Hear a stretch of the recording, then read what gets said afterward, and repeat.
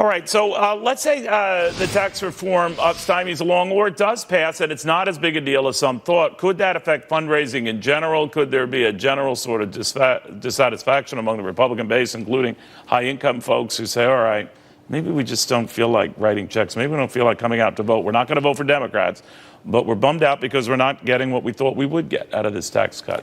Do Republican fundraiser foster freeze on all of that? What do you think? That there'll be sort of like a protest of silence? What do you think? I think that would be a huge mistake on the part of Republicans. I know some of our friends are selling the stay-home message, but that's not a very savvy approach. If we want to get these things passed, it's a very simple answer. You just get more Republicans.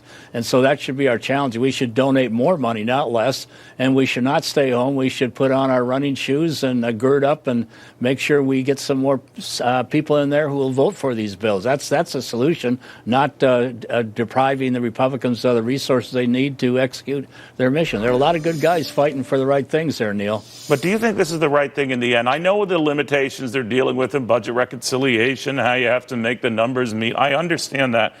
But I think a lot of individuals are going to be disappointed, from the middle class all the way to the upper class, who already know what they're getting or not getting. And I don't think they're going to be too happy. I think they're going to say, all this for this? Well, I think the way they went about the whole process really annoys me. It has for years.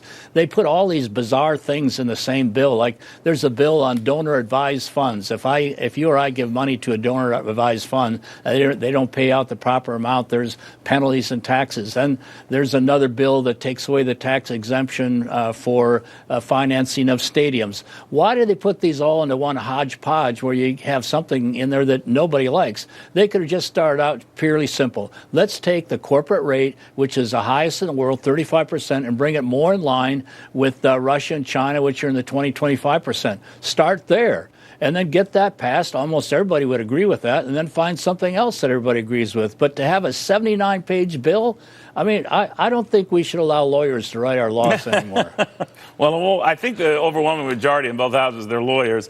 But, Foster, I'm just wondering, assuming this goes through, and it's a leap, do you think Republicans will have another shot at trying to get taxes still lower, or will the rap be against them that come election day, they're not, or Americans are not feeling it, despite the victory, they're not feeling it, and they still take it out of Republicans? Well, what is important to an American citizen, having a lower tax rate or having more income? If it's really true that if we reduce the corporate income tax to bring it in line with the rest of the world, if that generated your or my income go up 20%, what do we care if taxes even went up? If we've got more money in our pocket, and that's what we want to achieve. But how do you know it'll translate to more money in your pocket? Well, they say Economics 101, if you give corporations this much money, they're going to be able to invest it. Now, some companies will, admittedly, and they'll buy back stock or increase dividends, but many of them will have more opportunity to increase the benefits and wages for their But why haven't they done that already, right? I mean, in this environment where they've slashed their balance sheets and done all the stuff you predicted they would, why aren't we seeing that already? That's I don't know how to answer that. I would think that there's a lot of companies growing, Neil. You say they're not expanding, but I think there's a lot of companies outside of the companies you and I look at. Keep in mind, most of our growth comes from the smaller businesses, and we're looking at the bigger companies. You just mentioned probably 10 or 12 that you have in the back of your mind who fit that criteria. But where our economy grows is with the smaller companies, and I think when you're in business, it's so exciting to grow and to be able to pay your people more and to give them a company trip and to give them better medical benefits, and then to increase and maybe open up our office in Jackson Hole and then Arizona. So you think that even in a full employment or better than that environment, that the more businesses, particularly the smaller ones, the value ones that you'd stake the claim on, that they will do that in this environment given the more favorable tax treatment? Well, I believe they're motivated to do it. Just human nature is people want to grow and thrive. If you're the coach of the Iowa high school team and you want to aspire to be the University of Iowa, and then you hope you can get a National Football League spot, there's something embedded with all of us.